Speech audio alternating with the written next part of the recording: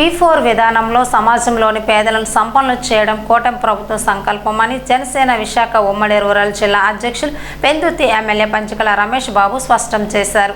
P4 కార్యక్రమం అమలుకు వచ్చి ఏడాది గడిచిన సందర్భంగా సుజాత నగర్ దాట్ల కన్వెన్షన్ హాల్లో సోమవారం సమీక్షా సమావేశం నిర్వహించారు. నియోజకవర్గానికి చెందిన ప్రజా ప్రతినిధులు, అధికారులు, స్థానిక సిబ్బందితో సమావేశమైన ఎమ్మెల్యే రమేష్ బాబు P4 విధానంతో పాటు ముఖ్యమంత్రి చంద్రబాబు నాయుడు ఆశయాలు, ఆకాంక్షలను వివరించారు.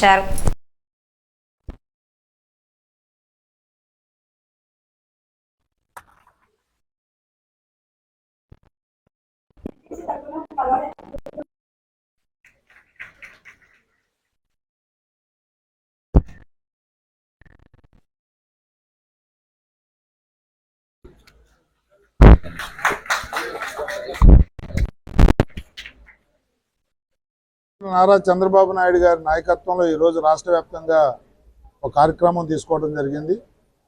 సుదీర్ఘంగా మధ్యాహ్నం 2:30 నుంచి 6:45 వరకు ఈ కార్యక్రమం చేయబోతా ఉన్నాం.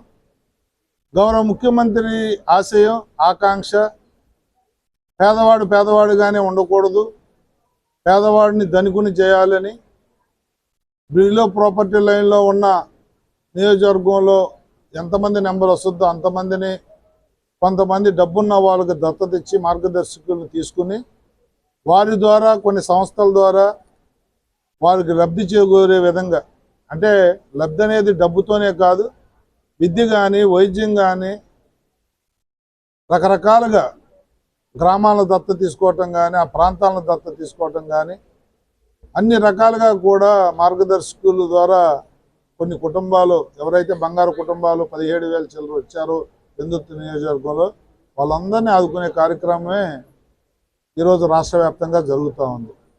ముఖ్యమంత్రి గారు ప్రభుత్వంతోనే జరిగేవి జరుగుతాయి, ప్రభుత్వంతోనే అన్నీ జరగాలని ఆగకుండా చాలామందిని డైరెక్ట్గా ప్రజలతో మమేకం చేయడం కోసం, చాలామంది డొనేషన్లు ఇస్తాము ప్రభుత్వమే ఏదన్నా చేసుకోండి అన్నా కూడా అవి తీసుకోకుండా మార్గదర్శకులు, బంగారు కుటుంబాలు కలిసి పనిచేసే విధంగా, వాళ్ళు లబ్ధి ఇచ్చిన వాళ్ళు, లబ్ధి పొందిన వాళ్ళు కూడా ఇలాంటి కార్యక్రమాల ద్వారా వెలుగులోకి వచ్చి వాళ్ళని ఇన్స్పిరేషన్గా తీసుకుని ఇంకా కొంతమంది ముందుకు వచ్చే విధంగా ప్రోగ్రాం డిజైన్ చేసిన విధానం అద్భుతం.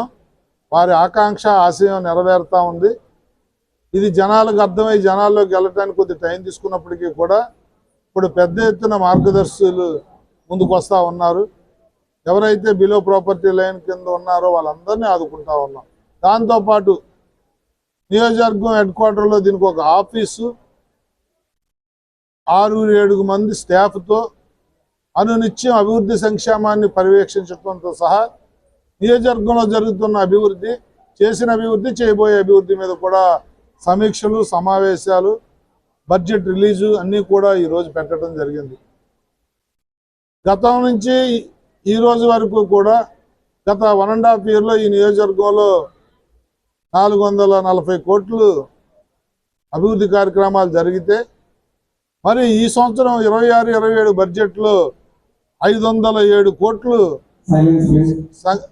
దీనికి కేటాయింపులు కూడా జరిగాయి. అంటే ఇది ఒక అద్భుతం.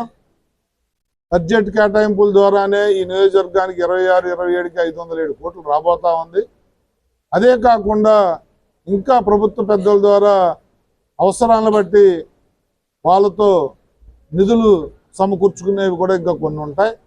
ఇవన్నీ కూడా పొందుపే ముఖ్యమంత్రి గారి ఆశయం, ఆకాంక్ష ఉందో దాన్ని 100% నెరవేర్చడంలో మేము కూడా వారితో కలిసి నడుస్తామని చెప్పి ఈ సంవత్సరం పూర్తయిన సందర్భంగా మేమందరం కూడా ప్రతినబూనాం. మా స్పెషల్ ఆఫీసర్ కానీ, మా P4 టీం కానీ, మా మండల స్థాయి అధికారులు కానీ, మా రాజకీయ నాయకులు కానీ అందరూ కూడా దీంట్లో మమేకం అవుతామని చెప్పి ఈ వేదిక ద్వారా మీకు మాటిస్తూ, మీడియా ద్వారా కూడా చాలామంది మార్గదర్శకులు ముందుకు రావాలా. ఎవరైతే బిలో ప్రాపర్టీ లైన్ కింద ఉండి ఇబ్బందులు పడుతూ ఉన్నారో వారికి తోచి కొందరికి సేవ ఒక రకంగా ఉంటుంది.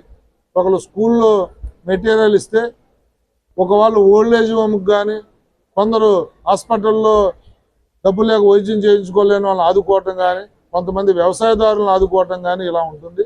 ఎవరికి తోచిన విధంగా వాళ్ళు ముందుకు రావచ్చు, ఆ విధంగా సేవ చేయొచ్చు అని చెప్పి కోరుకుంటూ, ఇప్పుడు వరకు ముందుకు వచ్చిన మార్గదర్శులందరికీ కూడా ఈరోజు సన్మానం చేయడం జరిగింది. వాళ్ళని స్ఫూర్తిగా తీసుకుని మరి కొంతమంది ముందుకు రావాలని చెప్పి కోరుతా ఉన్నాం.